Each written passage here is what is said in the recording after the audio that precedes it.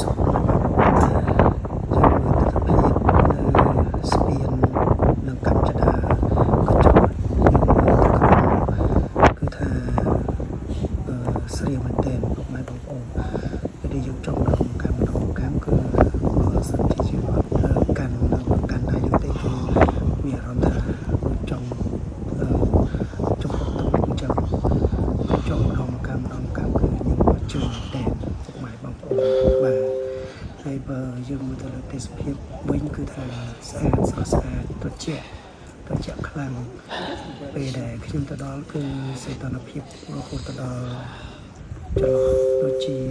2អង្សាត្រជាក់ខ្លាំងមែនទែនម៉ែបងប្អូនបាទនេះយើងនេះគឺខ្ញុំពេលដែលខ្ញុំថតគឺយើងមើលទៅគឺស្រីមែនទែនពុកម៉ែបងប្អូនបើយើងមើលផ្ទាល់គឺស្រីថតលើមែនបងអត់មានអីហ្មងមានតែស្ទីនតែអស់គ្នាទាំងភ័យខ្លាំងគេមកវិញមើលទៅលើកញ្ចក់ដូចជាទេសភាពគឺស្អាតស្រុកគេគឺស្អាតមែនទែនពុកម៉ែបងប្អូនបាទអរគុណ